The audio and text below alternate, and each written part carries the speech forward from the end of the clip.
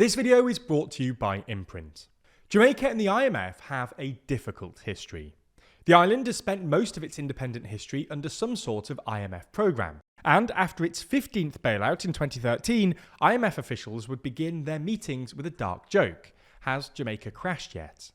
Today, however, everything has changed. Jamaica has staged perhaps the most impressive fiscal recovery in modern history, with debt to GDP halving in a decade, and is now basically the IMF's favourite economy. So in this video, we're going to take a look at how Jamaica became a sort of Caribbean Germany, and what more general lessons there might be available.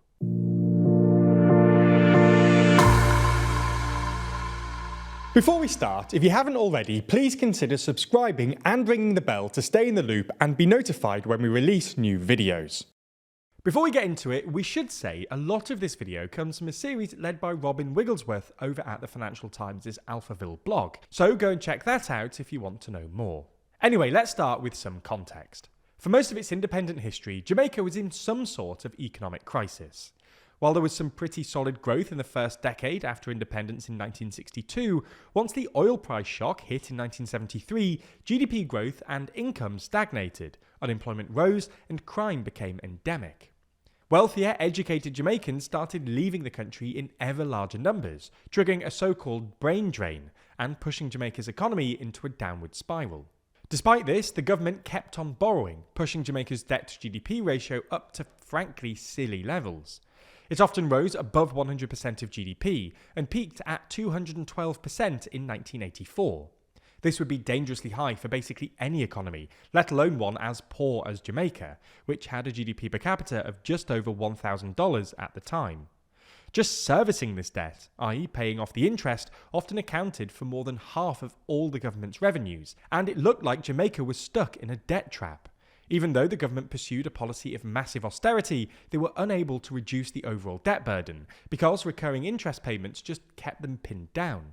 This meant that Jamaica was constantly going to the IMF for bailouts, even though many Jamaicans thought the austerity measures required to get access to IMF funding were both cruel and ineffective, evidenced by the fact that, well, Jamaica had to keep going back.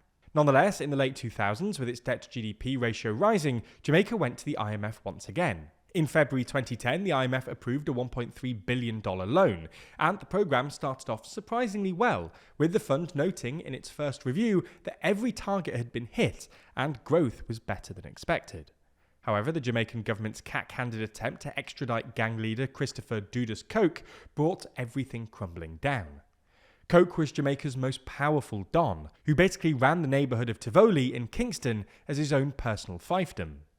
Everyone in the neighbourhood called him president, and Jamaican police had to ask him permission to enter.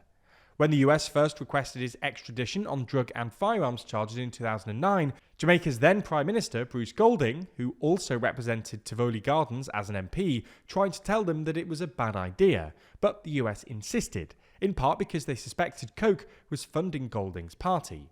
Coke then turned Tivoli into his own personal fortress, with barricades and armed sentries, and the ensuing shootout, where Jamaican security services used helicopters and fired mortars on a residential neighbourhood that still held thousands of civilians, was a bloodbath. Over 100 people, including a large number of civilians, were killed, and there were reports of extrajudicial assassinations by the security services. Politically weakened, Golding tried to bolster his popularity by increasing public spending, violating the terms of the IMF's agreement and pushing up Jamaica's debt to GDP. In late 2011, Golding was forced out anyway, and his centre-right Jamaica Labour Party government was beaten in a landslide by the more left-wing People's National Party, the other big party in Jamaican politics. With debt nearing 150% of GDP, the PNP immediately went to the IMF for yet another loan.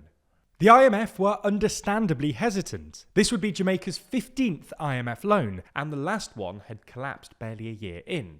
But after a year of intense lobbying, in 2013, Jamaica finally received a $2 billion lifeline. Everyone thought the programme was doomed. It demanded crippling austerity in a country that had a long history of fiscal incontinence and was already running a primary surplus of around 5% of GDP. However, that's not quite how things turned out. Jamaica successfully made further cuts to government spending and regularly ran primary surpluses between 7 and 8% of GDP. Jamaica's debt-to-GDP ratio duly fell from 147% in 2013 to 72% in 2023, with further declines expected in the coming years. Unemployment and poverty have fallen to record lows, inflation has been tamed, and in 2020, Jamaica formally exited its IMF program. It's hard to overstate quite how incredible this is. Very few countries run surpluses, let alone ones representing 8% of GDP, and debt ratios are rising across basically the entire world. This austerity did limit growth to an average of about 0.75% a year, but that's risen to more like 2% today. So how did Jamaica pull this off, and are there any general lessons for other debt-addicted governments? Well, some of this is down to the usual stuff. Jamaica had some pretty strict fiscal rules, adherence to which was monitored by an independent body. The Jamaican experience is also another data point to suggest that anyone who wants to bring their debt-to-GDP ratio down should focus more on spending less rather than growing more. But the big lesson from Jamaica is the importance of cross-party consensus. In other words, this only worked because both the big parties in Jamaica, the JLP and the PNP, agreed it necessary to happen. The JLP actually took over from the PNP in 2016, but they stuck to the same fiscal rules and didn't weaponise the issue politically, like, say, David Cameron and George Osborne did in the UK. Cross-party consensus is necessary here, because without it, the other party would just use the newfound fiscal space for fun stuff, like tax cuts or more spending, which would make sustained surpluses impossible. This is sort of what's happened in the US. Neither party is even talking about the deficit, because they suspect the other one would just abuse any newfound fiscal space, which is what George W. Bush did with his tax cuts after Clinton's successive surpluses in the late 90s. Now, this cross-party consensus was made possible in Jamaica by some very specific political conditions, including the existence of a multilateral discussion forum called the Economic Programme Oversight Committee, which was set up years ago to deal with class divisions and political violence, and the fact that ordinary Jamaicans are far more wary of national debt than most electorates, thanks to their difficult history with it. Nonetheless, even if this is not easily generalised, this should still be an aspiration for other debt-addled economies. Fans of TLDR like you care about understanding the world around them. That's where today's sponsor Imprint comes into play. If you care about building a life of learning, then Imprint is the app for you. It's a new way to learn that turns your phone from an attention-sucking device to a tool for growth. You may have heard this before, but unless you've used the app, you likely haven't experienced something like this. That's because Imprint is beautifully illustrated and animated, creating a highly visual, bite-sized and interactive learning experience.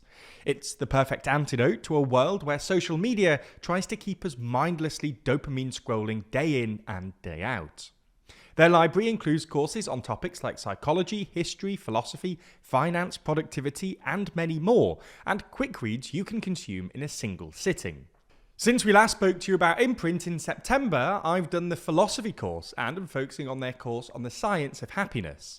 People study how to get in shape, how to eat right, and how to advance in their career. Understanding how humans are wired to be happy has been an interesting path to go down that I highly recommend to all of you. So make yourself feel better about your screen time, build a real habit of learning every day, and join the millions of people using Imprint. Plus, if you use the link in the description or scan the QR code on screen, the first 200 people will get 20% off an annual plan. Plus, they'll know that you came from us.